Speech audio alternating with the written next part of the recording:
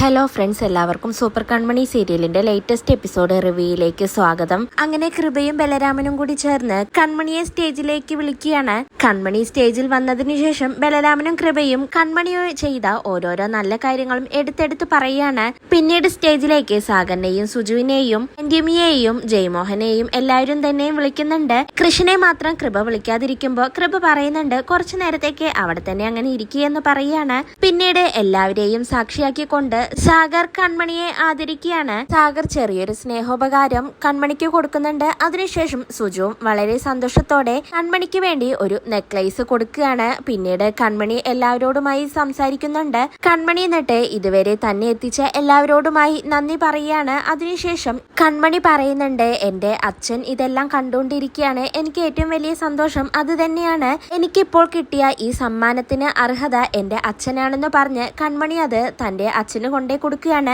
അത് കണ്ട് എല്ലാവർക്കും തന്നെ വളരെ സന്തോഷാവുന്നുണ്ട്. കൺമണിയെ ചേർത്ത് പിടിച്ചുകൊണ്ട് സുജു ഉമ്മയെല്ലാം കൊടുക്കുന്നുണ്ട്. എന്നാൽ ഇതെല്ലാം കണ്ട് ആന്റിയമ്മയ്ക്കും മാനസയ്ക്കും ഹേമയ്ക്കും എല്ലാവർക്കും ദേഷ്യമാണ്. പിന്നീട് കൺമണിയെ കുറിച്ച് സാഗർ അങ്ങനെ സംസാരിച്ചുകൊണ്ട് നിൽക്കുകയാണ്. അതിനുശേഷം കൺമണിയെ ഞെട്ടിച്ചുകൊണ്ട് എല്ലാവരെയും സാക്ഷിയാക്കി കൃഷ് മുട്ടുകുത്തിയിരുന്ന് കൺമണിയോട് വിൽ യു മാരി മീ എന്ന് ചോദിക്കുകയാണ്. കൺമണിയാണെങ്കിൽ ആകെ ചമ്മി അങ്ങനെ നിൽക്കുകയാണ്. പിന്നീട് എല്ലാവരെയും നോക്കി ഒരു നിമിഷം കൺമണി അങ്ങനെ കൈ കാണിച്ചു കൊടുക്കുകയാണ്. കൃഷ് എന്നിട്ട് കൺമണിയുടെ കയ്യിൽ റിങ് ഇട്ട് കൊടുക്കുന്നുണ്ട്. ഇത് കണ്ട് മാനസിക്കാണെങ്കിൽ ആകെ അങ്ങോട്ട് ദേഷ്യം വരികയാണ്. പിന്നീട് കൃഷി കൺമണിയെ ചേർത്ത് പിടിച്ചുകൊണ്ട് മാനസിയെ നോക്കുന്നുണ്ട്. മാനസിക്ക് അത് കണ്ട് ദേഷ്യമാവുന്നുണ്ടെങ്കിലും പിന്നീട് ആർക്കും ഒരു സംശയം വരാത്ത രീതിയിൽ ചിരിച്ചുകൊണ്ട് അങ്ങനെ ഇരിക്കുകയാണ്. പിന്നീട് മറ്റൊരു പ്രധാനപ്പെട്ട കാര്യം അറിയിക്കാനുണ്ടെന്ന് പറഞ്ഞ് സാഗർ കൃഷിന്റെയും കൺമണിയുടെയും കാര്യം എല്ലാവരോടുമായി പറയുകയാണ്. മാനസികമായിട്ടാണ് കൃഷിന്റെ എൻഗേജ്മെന്റ് നടന്നതെങ്കിലും വിവാഹത്തിലേക്ക് അത് എത്താനായി കഴിഞ്ഞില്ല. അതുകൊണ്ട് തന്നെ കൃഷിന് വേണ്ടി കൺമണിയെ ഞങ്ങൾ ആലോചിക്കുകയാണെന്നൊക്കെ സാഗർ അങ്ങനെ പറയാണ്. പിന്നീട് ബലരാമന്റെ കാര്യവും എല്ലാരോടുമായി പറയുന്നുണ്ട്.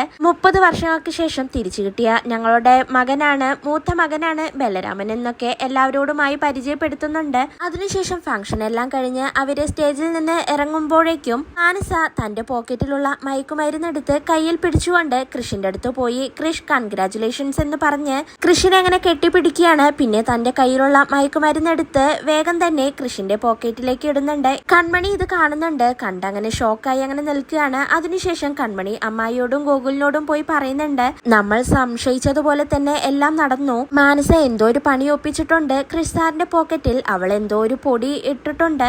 അത് കണ്ടിട്ട് എനിക്കെന്തോ മയക്കുമരുന്നാണെന്ന് തോന്നുന്നു എന്നൊക്കെ കൺമണി അങ്ങനെ പറയാണ്.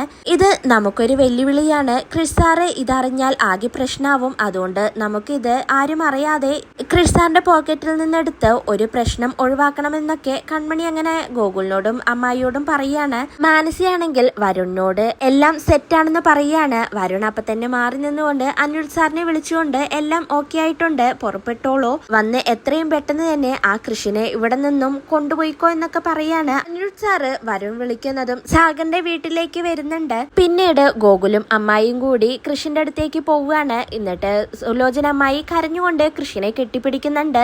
സാർ, എന്റെ കൺമണി മോള് പാവമാണ്, അവളെ നിങ്ങൾ സങ്കടപ്പെടുത്തരുത്. സാറിനെ പോലെ ഒരാളെ അവൾക്ക് കിട്ടിയത് ഭാഗ്യമാണെന്നൊക്കെ പറഞ്ഞ് അമ്മായി അങ്ങനെ കരഞ്ഞ് കൃഷിനെ കെട്ടിപ്പിടിക്കുകയാണ്. അപ്പോഴേക്കും കൺമണി എന്താണ് അമ്മായി ഇതെന്ന് ചോദിച്ച് അങ്ങോട്ടേക്ക് കൃഷിന്റെ ബാക്കിൽ വന്ന് നിൽക്കുന്നുണ്ട്. അമ്മായി അപ്പൊ തന്നെ കൃഷിനെ അങ്ങനെ കെട്ടിപ്പിടിച്ചുകൊണ്ട് കൃഷിട്ടിരിക്കുന്ന കോട്ട് ഒരു സൈഡിലേക്ക് കൺമണിക്ക് മാറ്റി കൊടുക്കുകയാണ്.